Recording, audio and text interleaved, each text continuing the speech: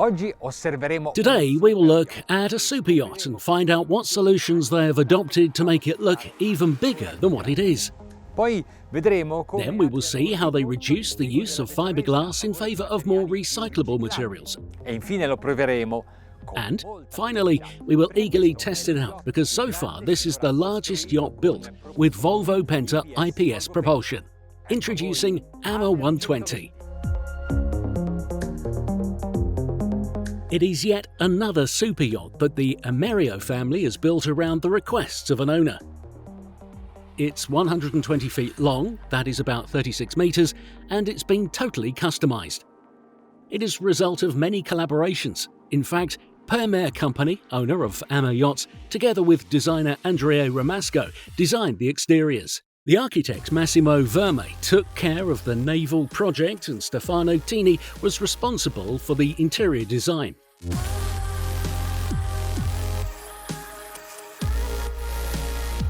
Questa è la prima zona che si incontra salendo a bordo. Osservate la sua ampiezza e la dimensione. This is the first area you come across when you hop on board. Observe its width and the size of the stairs, which are much larger than what we usually find on yachts. If you think about it, all important buildings have large entrance stairways that make us perceive their significance even before entering.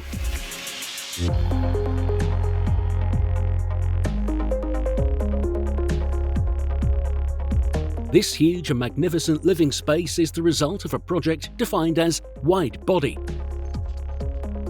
And in fact, the sides rise vertically from the sea level up to the upper deck, leaving no room for the side walkways.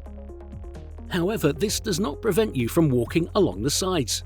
We can do this on the flying bridge from bow to stern and there are no steps in the way. The entire width of the main deck is exploited to enjoy larger interiors. The sofas, the armchairs, the table take up only part of the available surface. Brightness, relaxation, and a maritime style distinguish the furnishings. They gave a lot of attention to this cellar for wines, and I think they must have celebrated last night because it's empty.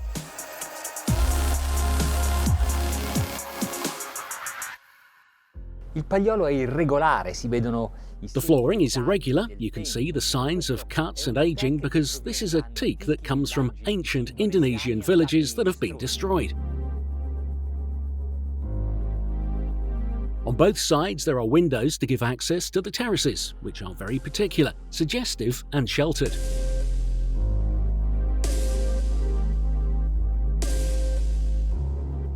The shipyard has always been committed to seeking solutions that reduce the environmental impact, and on this model they have reduced the use of fiberglass with sides that, from the main deck to the flying bridge, are made of metal and glass, which are materials that can be easily recycled. At the forward vertex there is an area where you can relax under the bright sunlight, and to fight off the heat there is the swimming pool.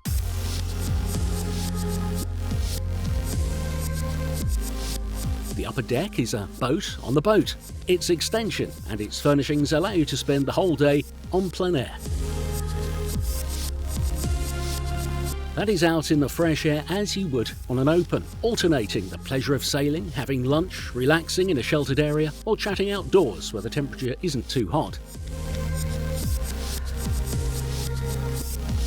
The decor of the master cabin manages to influence our mood.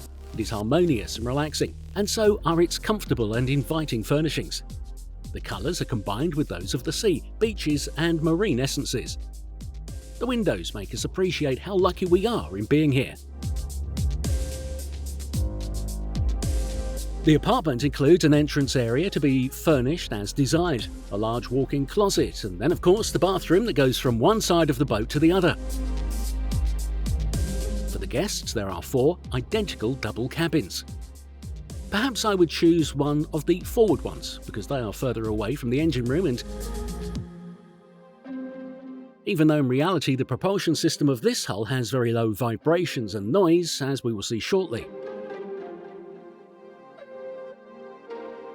For the crew, there are 3 cabins for 5 members and a comfortable common area. In the garage there's space for a 5.4 metre tender, a jet ski and lots of toys. The open hatch works as a kind of sunshade on the beach area. It has a long and tall hull, yet they managed to give it an almost sporty style with the windows and hardtop in a dark shade colour. The lines of these elements do not seem to copy each other. Yet the aesthetic result as a whole is harmonious, and even these two small portholes on the front sides capture your attention because it seems as if they were the eyes of the boat.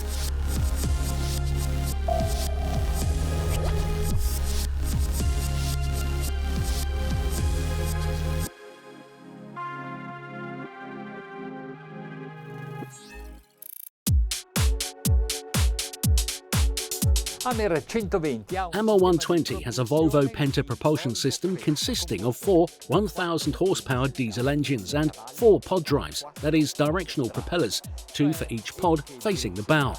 2 per ogni pod rivolte verso prua. It is a very efficient system. Ora pensate quanto Think about how complicated it would be to have to manage 4 control levers, 1 for each engine, plus the rudder wheel, the bow thruster, and all this to be able to moor, to manoeuvre in confined spaces. a manovrare in spazi ristretti. Qui invece However, to get everything done here, you just need 2 fingers on the joystick. sul joystick. E di postazioni di comando, come And there are 4 command posts, just like this one, scattered throughout the ship. in plancia abbiamo un sistema On the navigation bridge, we have an integrated monitor system from Simrad. Questi impianti, gli IPS 1000, These systems, known as IPS 1350, can also be equipped with SCR, that is, Selective Catalytic Reduction, to reduce emissions. in questo momento abbiamo attivato At this moment, we have activated the 2 stabilization systems of this pleasure boat. One is the gyroscopic stabilizer of Seakeeper, the other is the stabilizing fins of Humphrey, which are very useful in navigation, even at slow motion. Quali sono le velocità di navigazione? What are the sailing speeds of a yacht like this?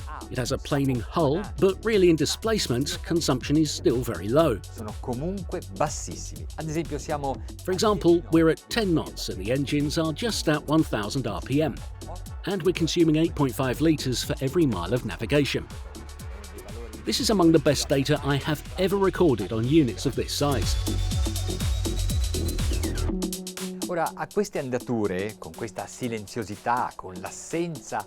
Now on these speeds, with this silence, with the total absence of vibrations, you can easily sleep in the cabin and the captain could transfer you from one location to another during the night. E alla velocità di 12 nodi And at a speed of 12 knots, consumption hasn't changed much. We're at 12 litres per mile.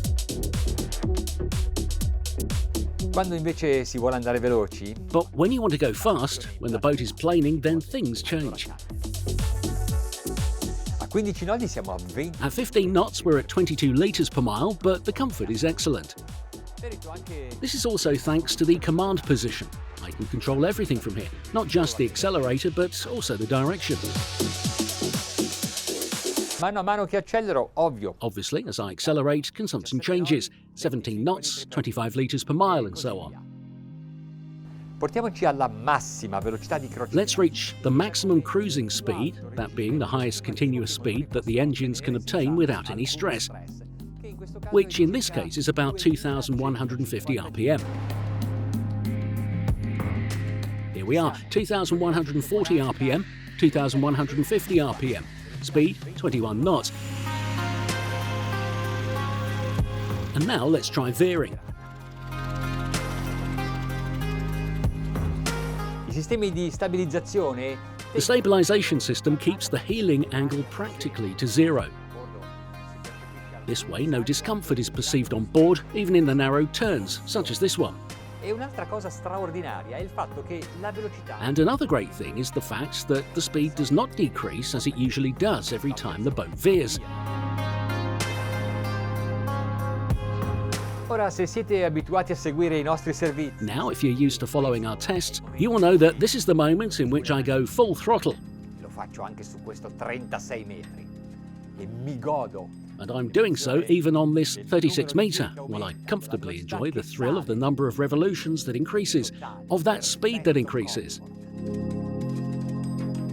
Today we will not be registering the maximum speed of this yacht because the hull has already been in the water for a few months, so we are in a completely real condition, namely the one in which the marine fouling has begun to stick to the hull and inevitably slow it down. I motori raggiungono comunque i massimi. The engine still reached the maximum revs at 2,350 RPM and the speed is 26 knots. E adesso lascio il posto. And now I'm letting the captain take over the fly because I want to check one more thing.